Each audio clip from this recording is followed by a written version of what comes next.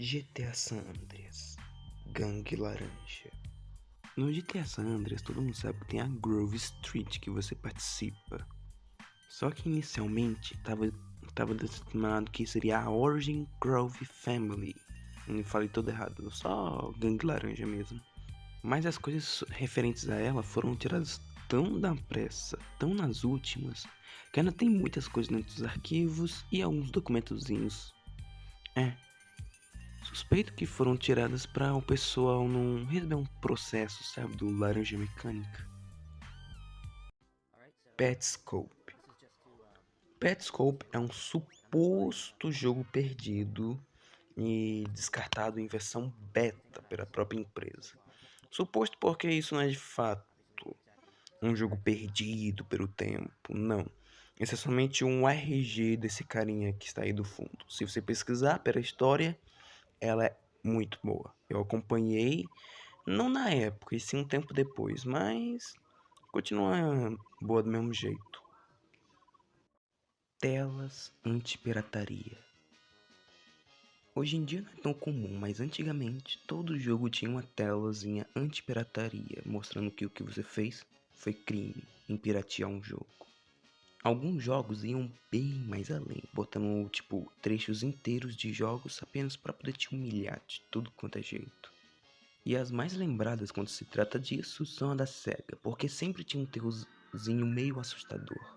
O triste para as empresas que fizeram os jogos é que hoje em dia é fácil demais de emular esses jogos sem ter essa barragem.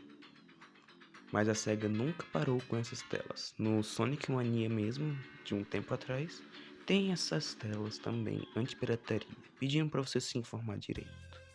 Sendo bem sincero, não pirateiem jogos, é crime. E algo só para adicionar informação mesmo, até o jogo Pikachu com C, essa hack nojenta que todo mundo odeia, mas curiosamente eu sou o único que gosta de jogar de vez em quando, tem uma tela anti-pirataria, aonde quando a fita não é original, em abre aspas, fica no Ash girando assim eternamente e nunca sai disso. Luigi's Mansion. Sombra do Luigi morto. Esse tópico se refere a esse ponto no jogo do Luigi's Mansion de GameCube, aonde se é possível ver a sombra do Luigi desse jeito, quando ocorre um raio. E muitas pessoas teorizaram que foi o Luigi que acabou se matando e o jogo se passa dentro de uma parada espiritual, não sei do que, não sei o que lá, mas não. É que na época o pessoal da Nintendo não sabia mexer direito com sombra, e daí acabou acorrentando nesse erro. É somente um erro mesmo. Sonic. Telas secretas.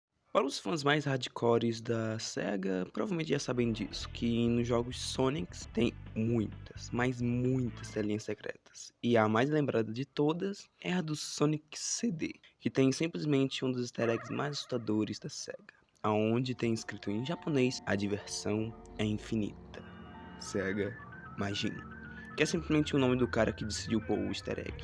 Na versão americana, isso ficou medonho por um caralho por causa da música, mas foi somente uma troca de música que foi feita. A versão japonesa mesmo é tipo um negócio bem mais engraçado. Continua assustador, mas é engraçado. GTA V, Assassino do 8. Esse tópico é referente a um doente que tem no jogo GTA V. Esse que matou em cerca de umas 6 a 7 pessoas. Em cada uma das mortes ele sempre deixava uma mensagem, toda uma viadagem. E se quiser saber da história, pesquise. Sim, tenho preguiça até de tentar explicar essa história, porque ela é um pouco complexa. Super Mario 64. Sala do espelho. Em algum momento da sua vida você já se perguntou como é que funciona o espelho em Super Mario 64? E até que bem simples. Eles só duplicam a sala e fica por isso mesmo. Duplicam a sala. Ah, e o Mario. O Mario também é duplicado, só muda que alguns inputs ficam ao contrário também. Isso acontece muito em jogos antigos e até hoje em dia acontece de vez em quando. Mas é só isso.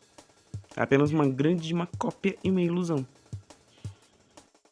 Primeira aparição do Wario. Para essa informação não ficar tão descompleta, vamos logo tudo. Donkey Kong foi o primeiro jogo em que o Donkey Kong e o Mario apareceram. Logo após veio Mario Bros, que era Uma máquina com um jogo até que bem simples. Em seguida veio Super Mario Bros, que trazia a aventura do Bigoduto. Não é exata essa ordem, mas logo após, em 1989, veio Super Mario Land, que eu já trouxe vídeo zerando. Em 1992, lançou Super Mario Land 2, vindo com um vilão, Wario, sendo a primeira aparição dele e ele voltando para aparecer no seu próprio jogo, Wario Land. Em 1994, sendo o Super Mario Land 3. Sonic 2, versão beta. Tá aí uma coisa que não é a primeira vez que eu vejo, mas é a primeira vez que eu me importo o suficiente. A beta tem mais coisa do que o oficial. Não tô falando que tipo, a beta ele tá entupida, ela é bem mais trabalhada do que a versão original. Não.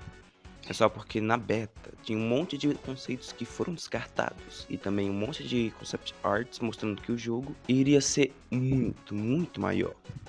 O problema é que não deu tempo de pôr tudo no jogo e daí acabou vindo do jeito que veio, menos conteúdo, mas mesmo assim continua sendo épico.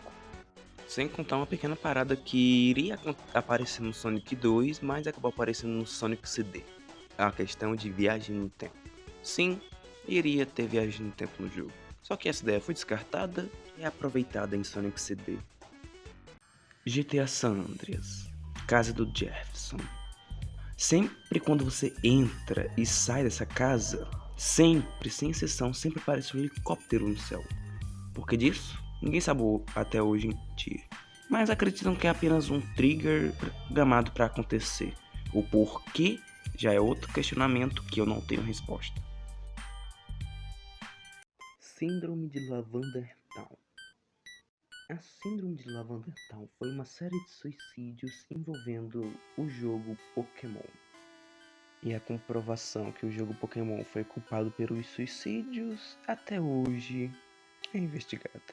Mas de uma coisa você tem a certeza. A cidade de Lavender Town é assustadora quando você joga pela primeira vez sem saber o que é. E o mais curioso é que fizeram um mod chamado Lavander, ou seja, um mod de terror de Pokémon. E um detalhe a se adicionar de fez muito, mas muita criança parar em Lavender Town é que se aparecia Ghost, um fantasma, literalmente um fantasma de um Pokémon pra você só se cagar de medo mesmo, que não tinha como nem capturar. E seus Pokémons fugiam da batalha, porque eles tinham medo do Ghost. The Ghost. Em 1996, rolava a E3. De fundo tendo essa animação do Wario falando: você quer diversão? Então você terá diversão. E nessa E3 eles estavam apresentando o maravilhoso fracasso da Nintendo Virtual Boy. Também umas paradinhas do Game Boy e umas outras do 64. E a partir disso acabou sendo feita uma das maiores lendas envolvendo Mario 64, afirmando que o Wario aparecia no jogo. E aparecia de um jeito bem medonho. Veja aí.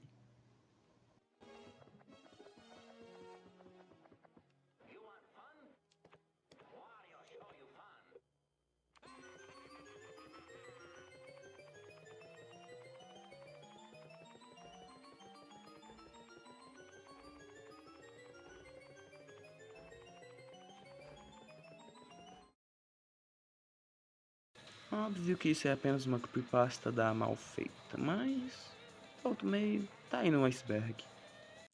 Zelda, Link to the Past, Sala secreta com um nome. Um tempo atrás a Nintendo curtia muito fazer torneios dos seus jogos, e um desses torneios houve um ganhador. E o ganhador levou pra casa um punhado de dinheiro, umas fitazinhas douradas, coisa assim que ela dava com frequência. Mas também prometeram que o nome dele daria as caras num jogo futuramente. E acabou sendo num jogo A Link to the Past. Não sei como falar porra desse nome.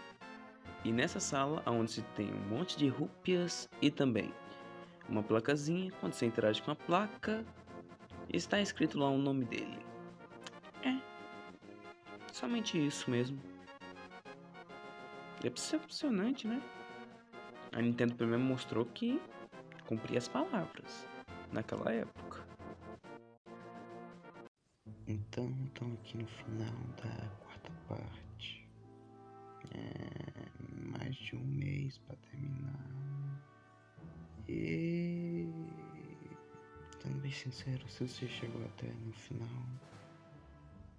considere dar pra mim um like, pra mim comentar o que achou. Mesmo que tenha achado uma bosta, pra mim comenta alguma coisa, tá bom?